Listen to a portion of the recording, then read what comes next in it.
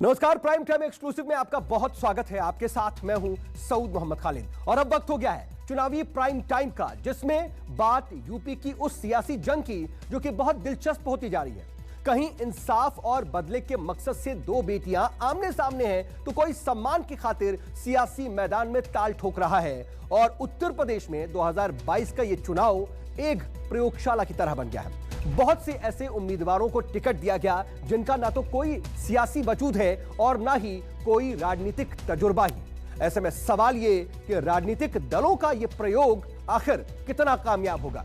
लेकिन सबसे पहले देखिए उन्नाव से एक ऐसे रिपोर्ट जिसमें पिता के लिए दो बेटियों की लड़ाई सियासत को दिलचस्प मोड़ पर ले आई है।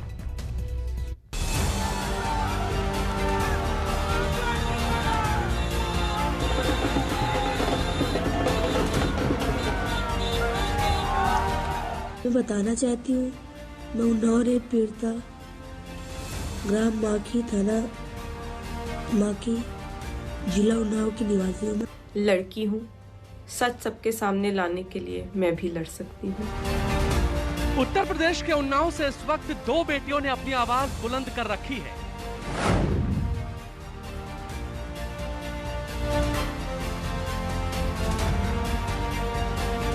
दोनों की चाहत एक है, बदला और पिता को इंसाफ। बस फर्क इतना है, एक रेप के दोषी पूर्व विधायक के खिलाफ खड़ी है तो दूसरी दोषी पिता के समर्थन में। कि कुलदीप सिंह सेंगर मेरे साथ रेप किया था तो भाजपा पार्टी कहाँ थी? अगर एक भी सबूत है कि मेरे पिता ने इनकी तरफ आंख उठा के भी देखा है तो मेरे पूरे परिवार को फांसी की सजा सुना दी जाए। उन्नाव का रेप कांड गजब सुर्खियों में रहा देश में।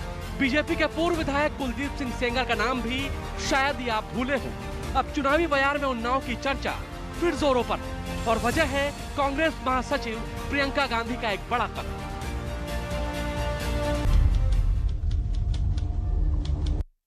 हम रेप पीड़िता की मां हूँ और मेरे पति के साथ मारकूट किया था सर। हम घर से खींचते हुए मारते हुए ले गए सर। ये अपने नीम के पेड़ में बांध करके उनके बहुत तरह से मारा। ये कहानी है उन्नाव सदर सीट की, जहां से इस बार कांग्रेस ने रेप पीड़िता की मां आशा सिंह को सियासत के मैदान में उतारा है। 125 कैंडिडेट्स की जो पहली लिस्ट जारी की, उसमें आशा सिंह को टिकट देकर सबको चौंका दिया कांग्रेस ने। अब रेप पीड़ित बेटी मां के समर्थन में आई, उनकी जीत के लिए जोर लगा रही है। मैं बताना चाहती हूँ कि कुलदीप सिंह सेंगर सहयोगियों ने साठ काट करके हमारे चाचा के ऊपर हुआ हम लोगों के ऊपर फर्जी मुकदमे लगवा दिए, जबकि कुलदीप सिंह सेंगर के ऊपर हुआ उनके भाइयों के ऊपर लगभग 28 मुकदमे पंजीकृत हैं। उनको भाजपा पार्टी छिपा रही है। मेरा सिर्फ एक ही उद्देश्य है कि कुलदीप सिंह सेंगर मेरे साथ रेप किया था तो भाजपा पार्टी कहाँ थी? फिर जब मेरे पापा को कुलदीप सिंह सेंगर ने अपने भाई अतुल सिंह सेंगर से जान से मरवा दिया तो उस समय भारतीय जनता पार्टी कहाँ थी? जब कुलदीप सिंह सेंगर ने मेरा एक्सीडेंट करा दिया था, उस समय भारतीय जनता पार्टी कहाँ थी? लेकिन ये बात हुई सिर्फ एक बेटी की। एक और बेटी मैदान में है, लेकिन चुनाव के नहीं बल्कि अपने पिता के लिए। नाम है ऐश्वर्या सेंगर, बीजेपी के पूर्व विधायक और उन्नाव रेप केस के दोषी कुलदीप सिंह सेंगर की बेटी, जो अपने पिता पर लगे हर इल्जाम का जवाब दे रही है। साथ ही आशा सिंह को टिकट दिए जाने से नाराज है। लड़की हूँ, सच सबके सामने लाने के लिए मैं भी लड़ सकती हूँ।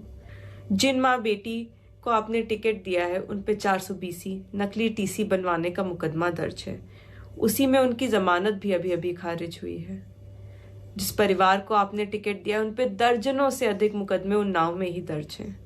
मेरे पिता नार्को टेस्ट के लिए तैयार थे, पर इन्होंने नार्को टेस्ट के लिए भी मना कर दिया। मैं आज भी सबके सामने कहती हूँ कि अगर एक भी सबूत है कि मेरे पिता ने इनकी तरफ आंख उठा के भी देखा है तो मेरे पूरे परिवार को फांसी की सजा सुना दी जाए। यानी उन्नाव के माखी गांव के दो ठाकुर परिवारों की ये बेटियां खुद चुनावी रण में भले ही ना हो, लेकिन इंसाफ के रण में जरूर आमने सामने।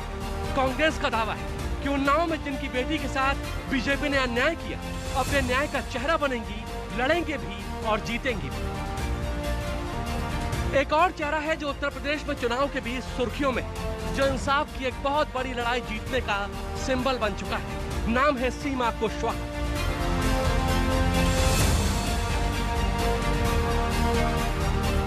सीमा 2012 में दिल्ली में हुए निर्भया गैंगरेप केस की वकील रही। सीमा ने निर्भया के गुनाहगारों को उनके अंजाम तक पहुंचाने में बहुत बड़ा किरदार अदा किया है और अब वो नए किरदार में दिखने के लिए तैयार है।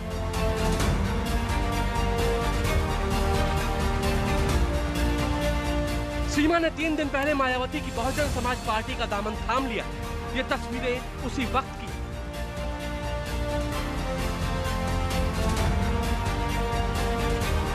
हालांकि सीमा कुशवाहा बीएसपी के टिकट पर चुनाव लड़ेंगी या नहीं, अभी यह साफ नहीं है, लेकिन उनका दावा है कि अगर उन्हें मौका मिला तो खुद को साबित करने में कसर नहीं छोड़ेंगे। मैं एक ऐसे लीडरशिप के अंडर में काम करने जा रही हूँ जिनकी जगह मेरे दिल में है, जिनको मैं दिल से सैल्यूट करती हूँ। बहुजन पार्टी की इसने मुझे प्रभावित किया, इसलिए मैंने ये पार्टी ज्वाइन की है। हम सब लोग एकजुट होकर के बहुजन पार्टी को पूर्ण बहुमत से जिताएंगे। ये चेहरा भी आपने देखा जरूर होगा। यूपी में जगह जगह योगी सरकार ने जिसके पोस्टर लगवा दिए थे। आरोप था नागरिकता संशोधन कानून के खिलाफ हुए प्रदर्शन में लोगों को भड़काने का। नाम है सदफ जाफर, जिन पर कांग्रेस ने यूपी विधानसभा चुनाव में बड़ा दांव खेला है। हम पे मुकदमे लगाएंगे, हमें जेल भेजेंगे, सरेआम चौराहों पे हमारी होर्डिंगें लटकाएंगे और हम डर जाएंगे।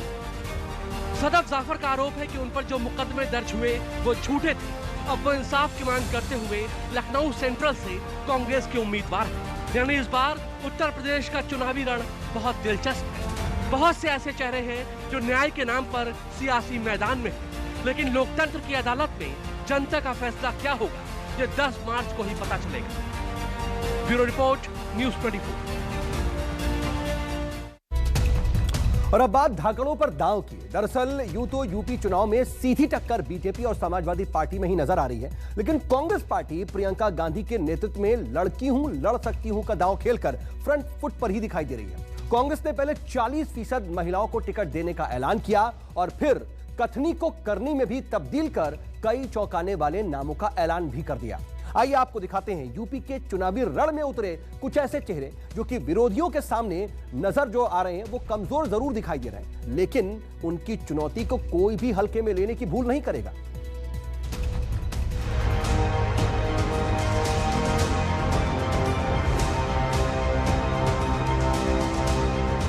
कभी हाथों में झाड़ू, कभी हाथों में पिस्टल।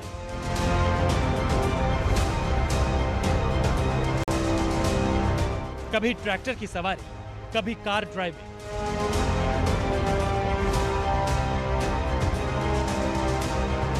कभी की मजदूरी, कभी लड़ी हक की लड़ाई।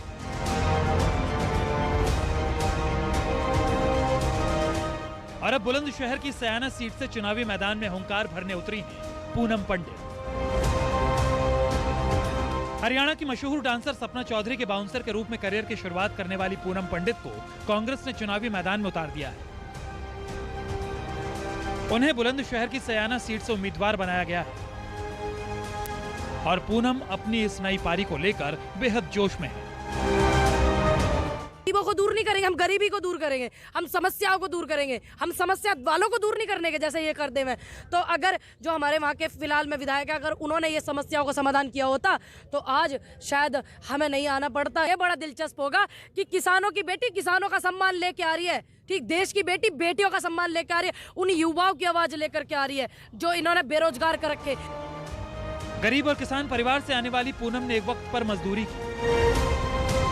पूनम पंडित ने निशानेबाजी में भी हाथ आजमाया। उन्होंने रूरल यूथ गेम्स 2018 में 10 मीटर एयर पिस्टल स्पर्धा में गोल्ड मेडल जीता। पूनम ने दिल्ली बॉर्डर पर 1 साल से ज्यादा समय तक चले किसान आंदोलन में भी भूमिका निभाई और किसानों के इसी मंच से पूनम की पहचान बनी और वो सुर्खियों में आ गई। मेरी मम्मी खेत में मजदूरी करे करे 30-35 रुपये मिले करे वह टाइम पे, तो उस मजदूरी से उनके मेहनत के पैसे से जैसा खाओगे ना वैसा होगा मन, तो उससे मतलब आज उस नतीजा आप देख ही रहे हैं। तो कि अगर बर्तन वर्तन भी साफ करे अपनी मम्मी की मदद के लिए, क्यों करे, किसमें क्या शौक है, वो ऐसा है, क्योंकि देखो मजदूरी करना या कमा कर खाना कोई बुरा काम नहीं है, करने में क्या दिक्कत है। 6 क्लास में थी तो मेरे पास पढ़ने के लिए पैसे नहीं होते थे, मेरी मम्मी फैक्ट्री में जॉब करने लगी थी, एक फैक्ट्री है वहाँ पे जहाँ पे मेरी मम्मी मजदूरी करे थे मेरठ में, तो वहाँ पे करे करती उन्होंने मैडम ने मुझे अपनी संस्था दयाल ज्ञानोदय वाटिका 3 चैंस ऑफ दयाल ज्ञानोदय वाटिका है, और वो 18 वाटिकाएँ पूरे उसमें बनी हुई है देश में, तो वो गरीब बच्चों को पढ़ा मैं। तो राजकुमारी त्यागी मैडम ने मुझे उसमें एडमिशन कराया, अपनी संस्था के जरिए मुझे फ्री पढ़ाया। पूनम के पिता विनोद पंडित का निधन करीब 9 साल पहले हो गया था। 2 बहनों पूजा पंडित और संध्या पंडित की शादी हो चुकी है और उनका एक भाई पिंटू पंडित मेरठ में प्राइवेट जॉब करता है। और अब पूनम पंडित के चुनावी मैदान में उतरने के बाद चर्चाओं का बाजार गर्म हो चुका है और पूनम भी सियासत के मैदान में विधानसभा सीट पर निशाना लगाने की पूरी तैयारी कर चुकी है। देख रहे हैं गाइडलाइन आ रही है बीमारी की, इनसे ये मैं पूछना चाहती हूँ भारतीय जनता पार्टी से और हमारे मुख्यमंत्री जी से, उत्तर प्रदेश के जो योगी आदित्यनाथ जी, कि क्या सुविधाएं उन्होंने की या फिर से वो आलम देखने को मिलेगा जो हम देख रहे थे गंगा में, जो देखने को आलम मिला था हमारे किसानों की, हमारे मजदूरों की, और ऑक्सीजन से जो मृत्यु हुई वही आलम मिलेगा हमें देखने को फिर से, या कुछ सुविधाएं कर दी, एक आध प्लांट लगा दिया हो उत्तर प्रदेश में, एक आध बड़ा हॉस्पिटल चालू करवा दिया हो 10-20-50 हजार बेडों का, क्योंकि अभी आ रही है, आप भी सुन रहे हैं। पूनम पंडित की तरह कांग्रेस के नारे लड़की हूं लड़ सकती हूं का आधार बनी है शाहजहांपुर से पूनम पांडे। आशा कार्यकर्ता पूनम पांडे अपना मानदेय बढ़ाने के लिए संघर्ष कर रही हैं। इसी वजह से पिछले कुछ महीनों से सोशल मीडिया पर पूनम पांडे चर्चा में। पूनम पांडे शाहजहांपुर स्थित नई बस्ती रेती की रहने वाली है। पूनम पांडे का आशा बहू है। हर आशा बहू की तरह पूनम पांडे ने भी कोरोना काल में अपना योगदान दिया और प्रधानमंत्री नरेंद्र मोदी और सीएम योगी आदित्यनाथ ने आशा बहुओं को कोरोना योद्धा कहकर संबोधित किया और पूनम की इसी पहचान को कांग्रेस ने भुनाने की तैयारी कर ली। हमारी बहनों को जो कि मानदेय के लिए हम लोग लड़ाई लड़ रहे, संघर्ष कर रहे थे, उसी बीच जो लाठीचार्ज किए गए हैं महिलाओं पे या उनको प्रताड़ित किया जाता है, किसी प्रकार का 2 सालों से मानदेय नहीं दिया जा रहा है, जनजीवन की सुरक्षा के लिए जो लड़ रही हैं, जूझ रही हैं अपने परिवार को छोड़कर, इन मुद्दों के साथ मैं आगे बढ़ूंगी। अपनी मांगों की लड़ाई के लिए पुलिस के साथ गुत्थम गुत्था की तस्वीरें पुरानी है। खबरों के मुताबिक शाहजहांपुर में सीएम योगी के दौरे के दौरान पूनम पांडे समेत कई आशा कार्यकर्ता अपनी मांगों को लेकर उनसे मिलना चाहती थी, लेकिन पुलिस ने उन्हें रोका और उनके साथ हिंसक व्यवहार किया। पुलिस ने आशा वर्कर की पिटाई की, जिसमें सबसे अधिक गंभीर रूप से पूनम पांडे ही घायल हुई थी। पूनम को वहां मौजूद महिला पुलिसकर्मियों ने बेरहमी से पीटा, जिसका वीडियो सोशल मीडिया पर भी वायरल हुआ था। लेकिन अब पूनम लखनऊ पहुंचकर अपने समाज और आशा कार्यकर्ताओं के लिए कुछ बड़ा और कुछ अच्छा करना चाहती हैं। पूनम का कहना है कि उनकी लड़ाई उस सरकार से है जिस सरकार ने उन पर लाठी चलवाई थी। आशा बहू से राजनीति में उतरी कांग्रेस प्रत्याशी पूनम का दावा है कि वो शाहजहांपुर विधानसभा में जीत हासिल करेंगी और कांग्रेस को आगे लेकर जाएंगी।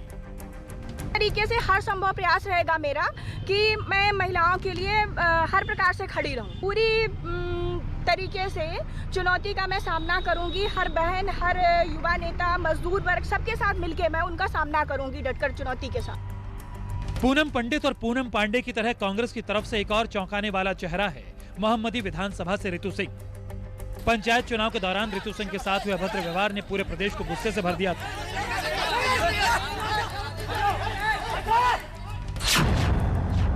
दरअसल लखीमपुर खीरी पंचायत चुनाव में रितु सिंह ब्लॉक पसगवां से समाजवादी पार्टी की ब्लॉक प्रमुख प्रत्याशी थी। नामांकन के दौरान रितु सिंह से नामांकन पत्र छीनकर फाड़ने और उनकी साड़ी खींचने और फाड़ने की कोशिश हुई। इस घटना का आरोप भारतीय जनता पार्टी के कार्यकर्ताओं सहित राष्ट्रीय उपाध्यक्ष एवं सांसद धौराहरा रेखा वर्मा पर लगा था। घटना के बाद प्रियंका गांधी पीड़िता के घर पहुंची थी और उन्हें सांत्वना दी थी।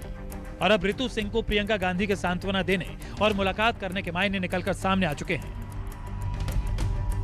कांग्रेस की तरह बीजेपी भी ऐसे प्रत्याशियों का चुनाव कर रही है जो विरोधियों पर भारी पड़े, और ऐसा ही एक नाम है रामपुर से बीजेपी के कैंडिडेट आकाश सक्सेना का। बीजेपी ने आकाश सक्सेना को आजम खान को जेल पहुंचाने का इनाम दिया है। संभावना है कि उनकी टक्कर खुद आजम खान या उनके बेटे अब्दुल्ला खान से हो सकती है, जो अभी जमानत पर रिहा हुए हैं। आकाश सक्सेना का परिवार बीजेपी से दशकों से जुड़ा हुआ है। उनके पिता शिव बहादुर सक्सेना कल्याण सिंह सरकार में मंत्री रह चुके हैं। शिव बहादुर रामपुर की स्वारा टांडा विधानसभा सीट से बीजेपी के टिकट से 4 बार विधायक चुने जा चुके हैं। ये बात सही है कि देश आज़ाद होने के बाद आज तक यहाँ पर भारतीय जनता पार्टी नहीं जीती है। भारतीय जनता पार्टी ने मुझ पर विश्वास किया है और भारतीय जनता पार्टी ने रामपुर की नगर विधानसभा में कमल खिलाने भेजा है और मैं कमल खिलाने जा रहा हूँ। ऐसे में आकाश सक्सेना के लिए राजनीति नई नहीं है। आजम खान के खिलाफ उन्होंने 30 से ज्यादा मुकदमे दर्ज कराए हैं, जो कि आजम खान और उनके बेटे अब्दुल्ला खान के जेल जाने की बड़ी वजह बना है। लेकिन अब ये देखना दिलचस्प होगा कि रामपुर सदर सीट से जीतकर क्या वो आजम खान के वर्चस्व को तोड़ पाते हैं या नहीं। Bureau report, news 24। इधर इन सब के बीच ताज नगरी के नाम से मशहूर आगरा में चुनावी समीकरण दिलचस्प होने की उम्मीद बढ़ गई है। दरअसल आगरा की फतेहाबाद सीट से समाजवादी पार्टी ने बाहुबली अशोक दीक्षित की बेटी रूपाली दीक्षित को चुनावी मैदान में उतारा है। एमबीए डिग्री होल्डर और युवा चेहरा रूपाली दीक्षित का सीधा मुकाबला बीजेपी के छोटेलाल वर्मा, कांग्रेस के होतम सिंह निषाद और बीएसपी के शैलेंद्र प्रताप सिंह से है। और इस चतुष्कोणीय मुकाबले के रिजल्ट पर भी सबकी नजरें होंगी।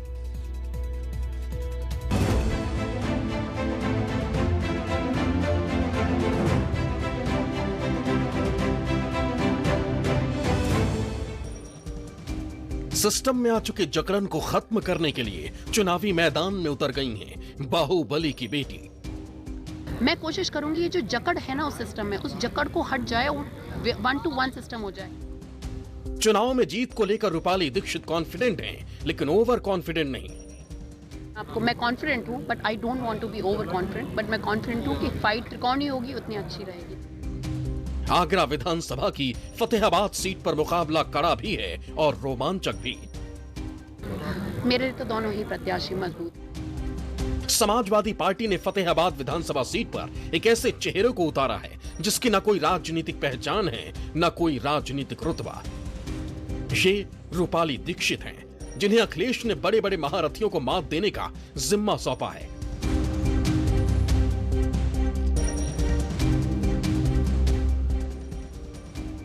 रूपाली राजनीति में तो 2016 में ही आ गई थी, लेकिन इस बार सपा का टिकट मिलने पर चुनावी मैदान में ताल ठोक रही हैं। डोर टू डोर कैंपेन कर रही रूपाली का एक एक शब्द विरोधियों पर भारी पड़ रहा है। रूपाली के लिए हर प्रत्याशी मजबूत है। सपा उम्मीदवार ने इशारों में विरोधियों को बहुत कुछ समझा दिया है। मेरी दोनों ही लोगों से टक्कर है। मैं बहुत कॉन्फिडेंट हूँ, बट मैं ओवर कॉन्फिडेंट नहीं हूँ, क्योंकि हमारी अभी लड़ाई सिर्फ शुरू हुई है। हम ये नहीं कह सकते हमने बाजी मार ली है, पर हम ये भी नहीं कह रहे कि हम किसी से पीछे हैं। हम त्रिकोणीय संघर्ष में हैं। बस अब वक्त बताएगा, हालात बताएंगे, लोग बताएंगे, लोगों का दिल बताएगा कि वो किसको अपना नेता चुनना चाहते हैं। रूपाली ने इंग्लैंड में कार्डिफ यूनिवर्सिटी से एमबीए किया है। इसके बाद रूपाली ने कई बड़ी कंपनियों में नौकरी की, लेकिन नौकरी छोड़कर 2016 में राजनीति में उतर आई। 2017 में रूपाली ने बीजेपी की सदस्यता ली थी। उस वक्त रूपाली की बीजेपी में शामिल होने पर काफी हंगामा हुआ था, लेकिन बीजेपी ने रूपाली को टिकट नहीं दिया, जिसके बाद रूपाली सपा की साइकिल पर सवार हुई और इस बार उन्हें फतेहाबाद सीट से टिकट मिल गया। मैं बस ये चाहती हूँ जो मिसमैनेजमेंट ऑलरेडी है ना, हम उसी को अगर सही कर लेंगे तो मुद्दे अपने आप ही खत्म हो जाएंगे। रिसोर्सेज सारे हैं, सरकार सब कुछ देती है, जो सरकार आती है जाती है, सब कुछ हमारे पास है, बस वो सही तरीके से पहुंच नहीं पाता। मैं कोशिश करूंगी ये जो जकड़ है ना उस सिस्टम में, उस जकड़ को हट जाए और 1 to 1 सिस्टम हो जाए। गरीब डायरेक्टली पहुंच जाए, उसे हर चीज़ के लिए फ़ोन ना कराना पड़े किसी को, और उन रिक्वायरमेंट जो रिसोर्सेज उन्हें मिलने चाहिए उसके लिए मेहनत तो मैं उसको क्लियर करने की कोशिश करूँगी। फतेहाबाद सीट पर बीजेपी ने छोटेलाल वर्मा को उतारा है। बहुजन समाज पार्टी ने इस सीट पर शैलेंद्र प्रताप सिंह को उतारा है। कांग्रेस ने फतेहाबाद सीट पर होतम सिंह निषाद पर दांव चला है, तो सपा ने रूपाली दीक्षित को मैदान में उतारा है।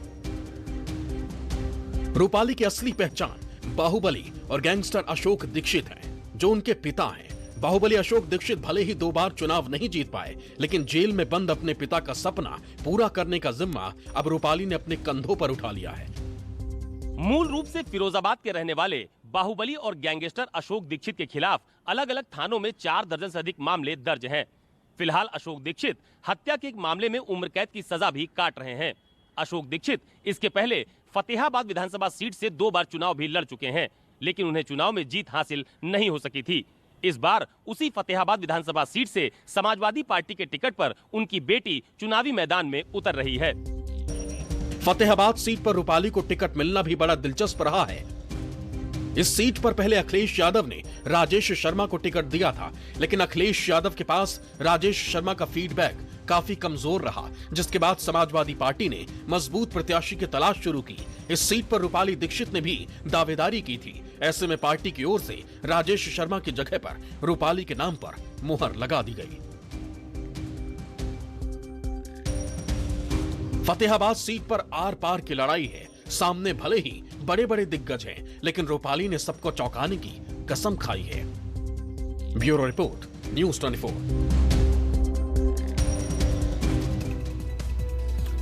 और अब आपको हापुड़ का मिजाज बताते हैं। हापुड़ सदर रिजर्व सीट है और यहां भी लड़ाई बीजेपी और समाजवादी पार्टी आरएलडी गठबंधन के बीच ही सीधी सीधी है। यहां के मुद्दों और उम्मीदों की पड़ताल के लिए न्यूज़ 24 की टीम यहां ग्राउंड जीरो पर पहुंची। आइए अब आपको दिखाते हैं कि आने वाले चुनाव में क्या चाहता है हापुड़ और क्या है हापुड़ के मन की बात। हमने कहा था अयोध्या में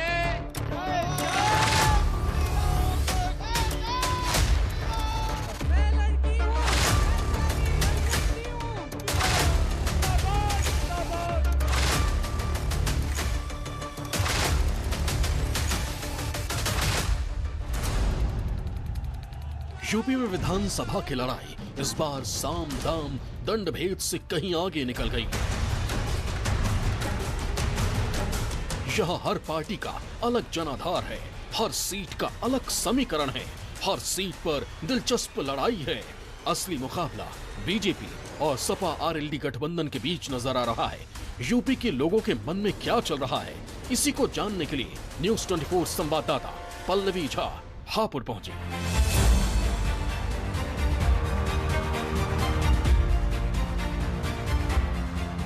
हापुड़ सदर रिजर्व सीट है। यहां भी लड़ाई बीजेपी और समाजवादी पार्टी आरएलडी गठबंधन के बीच है।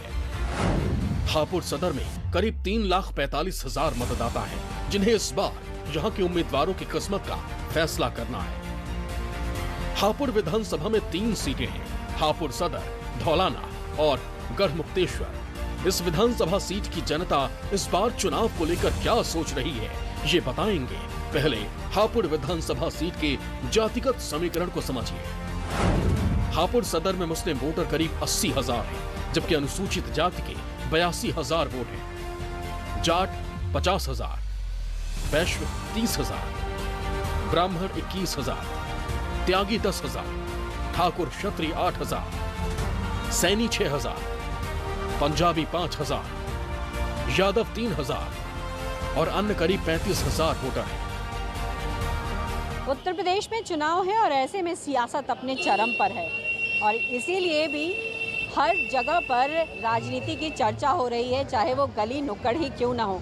लोग ये चर्चा कर रहे हैं कि इस बार कौन सी पार्टी जीत कर आएगी या फिर किस पार्टी को वोट दिया जाएगा। तो इसीलिए इस वक्त हम पहुंच गए हापुड़ कॉन्स्टिट्यूएंसी में और सबसे इंटरेस्टिंग चीज़ जो यहाँ पर मुझे दिखाई पड़ी वो मैं सीधे पहले आपको दिखा देती हूँ कि क्या इंटरेस्टिंग चीज़ थी जिसको लेकर मैं यहाँ पर रुक गई। ये एक चाय की दुकान है और जिस तरीके से चाय पर चर्चा होती है वो चर्चा शायद ही कहीं और हो पाती है। तो यहाँ चाय पर चर्चा तो हो ही रही है, लेकिन इस चाय पे चर्चा जो इंटरेस्टिंग जो बना रहा है वो सबसे ख़ास बात यहाँ पर यह है कि यहाँ चाय भी अलग अलग किस्म की है। बादाम, पिस्ता, मक्खन, मलाई युक्त, स्पेशल कुल्हड़, ये अलग अलग तरीके की चाय यहाँ पर है। जिस तरीके से इस वक्त अलग अलग पार्टी हैं, लोग जो है अलग अलग मसाले की चाय जो है वो ऑर्डर कर सकते हैं, उसी तरीके से अलग अलग पार्टी है उसको लोग अभी देख रहे हैं कि कौन जो है वो उत्तर प्रदेश को और बेहतर बना सकता है। इस पर लगातार जो है मंथन चल रहा है। तो पहले जो चाय बनाने वाले व्यक्ति हैं उन्हीं से बात कर लेती हूँ मैं। क्या नाम है आपका? राजकुमार जी। हाँ जी। स्पेशल चाय तो यहाँ अलग अलग है, तो इस बार कौन स्पेशल लग रहा है उत्तर प्रदेश में? देखो जी, जिस प्रकार से यहाँ योगी जी ने काम करा है दोबारा वही आएंगे जी। यहाँ जो प्रत्याशी है यहाँ पर विजय पाल आरती जी, क्या क्या काम किया उन्होंने पिछले 5 साल में? बहुत अच्छा काम करा, प्रोग्रेस तो हो रहा है, जो पिछले सरकार नहीं करा पाई आगे प्रोग्रेस करा है इन्होंने बहुत। हापुड़ विधानसभा में इस बार अलग अलग पार्टियों के करीब 12 प्रत्याशियों के बीच दिलचस्प मुकाबला है, लेकिन असली फाइट बीजेपी और सपा आरएलडी गठबंधन के उम्मीदवार के बीच है। बीजेपी की तरफ से विजयपाल आरती, सपा आरएलडी गठबंधन की तरफ से गजराज सिंह मैदान में उतरे हैं। बहुजन समाज पार्टी ने यहां से मनीष सिंह पर दांव खेला है, तो कांग्रेस ने भावना वाल्मीकि को मैदान में उतारा है। लेकिन आपको पार्टी ने इसलिए टिकट दिया क्योंकि जो पार्टी का नारा है अभी कि लड़की हूँ लड़ सकती हूँ, तो ये जो कॉन्फिडेंस पार्टी ने दिखाया है वो कॉन्फिडेंस है आपके पास, और क्या करेंगी आप अपने क्षेत्र के लिए? मैं अपने क्षेत्र के लिए स्वास्थ्य केंद्र खोलूंगी और स्कूल खोलूंगी और अपने क्षेत्र का विकास करूंगी। अच्छा, कहाँ तक पढ़ी हैं आप भावना जी? मैं बीएड किया हुआ है आपने। अभी आपने जिला पंचायत में आपने काफ़ी काम किया था और शायद पार्टी ने ये भी देखा होगा।